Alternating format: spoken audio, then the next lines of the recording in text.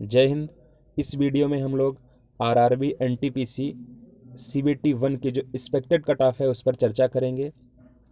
किसी भी एग्ज़ाम की एक्सपेक्टेड कट ऑफ या अनुमानित कट ऑफ हम लोग जब बनाते हैं तो उसमें 2 3 4 चीज़ें हैं काफ़ी महत्वपूर्ण है जिनको ध्यान में रखना होता है। जैसे कितने अभ्यर्थियों ने फॉर्म अप्लाई किया था, कितनी वैकेंसी है, नॉर्मलाइजेशन होगा कि नहीं होगा, और सबसे महत्वपूर्ण है परीक्षा कितने अभ्यर्थी छोड़ रहे हैं, कितने लोग परीक्षा में शामिल हो रहे हैं।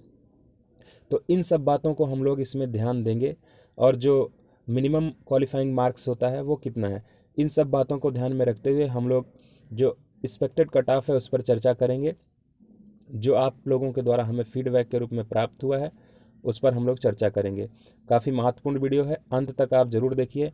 उसके बाद हम लोग जोन वाइज कितनी कट ऑफ जा सकती है एक्सपेक्टेड, उस पर भी चर्चा करेंगे कि हर जोन में कितनी वैकेंसी थी, कितने लोगों ने उसमें परीक्षा दी है, कितने लोग परीक्षा में शामिल नहीं हो पाए हैं, क्या कारण रहा है कि इतनी जो है कम कट ऑफ जाएगी इस बार सीबीटी 1 की। तो देखिए, सबसे पहले मैं आपको बता दूं कि जो हमारा सिलेबस था और जो हमारे क्वेश्चंस आ रहे हैं वो किस तरीके के हैं। देखिए, मैथ में हमारे 30 क्वेश्चंस थे, रीजनिंग में 30 क्वेश्चंस और जीके में 40 क्वेश्चन। तो हमारे 100 प्रश्न आ रहे हैं।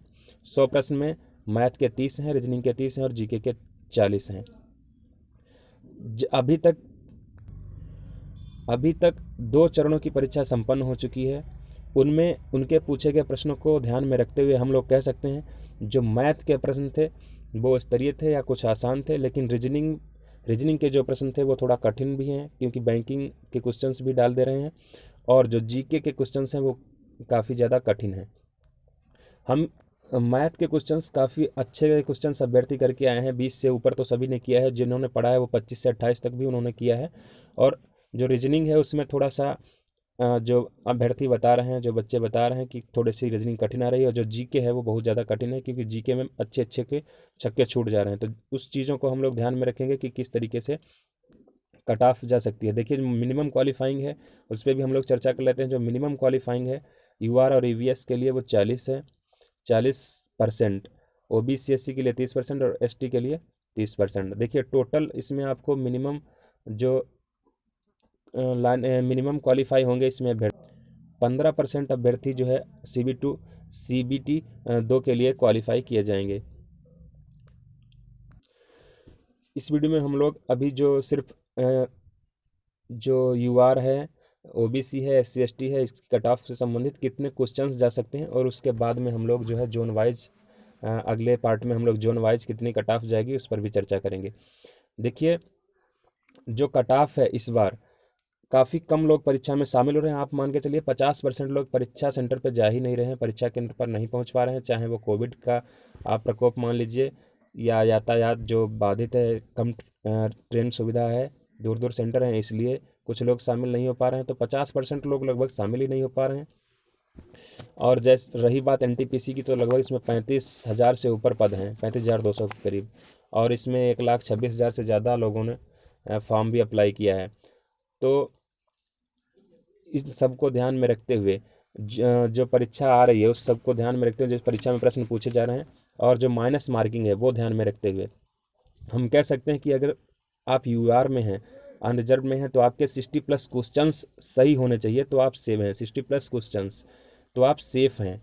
अगर आपके 60+ क्वेश्चंस हैं तो आप सेफ हैं। देखिए, आप अगर कहें कि आपने 80 प्रश्न सही किए हैं, आप 80 प्रश्न करके आए हैं और आपके 15 गलत हो जाएं या 20 गलत हो जाएं, तो आप तो 60 के नीचे भी आ जाएंगे।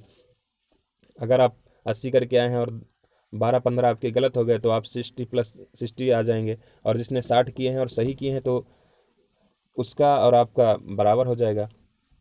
तो जहाँ तक अभी नॉर्मलाइजेशन होगा इसके बाद, तो नॉर्मलाइजेशन में 60 वाला अगर आपका कठिन था, आपकी शिफ्ट में पेपर कठिन आया था, तो आप 70 भी हो सकते हैं, 65 भी हो सकते हैं, 75 तक जा सकते हैं। तो इस हिसाब से आपके जो अंक हैं वो बढ़ सकते हैं। लेकिन क्वेश्चन अगर आपके 60 क्वेश्चन सही हैं तो आप कह सकते हैं कि आप सीबीटी 1 में बिल्कुल सेफ़ हैं।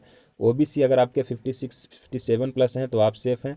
एससी में 53 और 50+ हैं, अगर एसटी में आप, तो आप बिल्कुल सेफ़ हैं। ये कह सकते हैं, आप अगले चरण की तैयारी कर सकते हैं।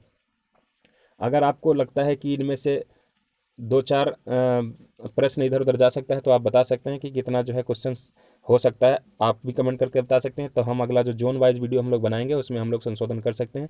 लेकिन जो हमारा अनुमान है वो यूआर के लिए 60, ओबीसी 56 और एससी 53 और 50+ एसटी, इनमें से जो है 2-4 प्रश्न इधर उधर हो सकता है, लेकिन इसी के बीच में रहने की पूरी संभावना है।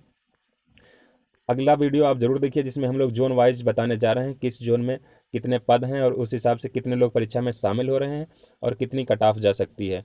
आप वीडियो को जरूर लाइक करिए, चैनल को सब्सक्राइब नहीं किया है तो सब्सक्राइब कर लीजिए। हम अगला जब वीडियो डालेंगे तो आपको नोटिफिकेशन मिल जाएगा। धन्यवाद।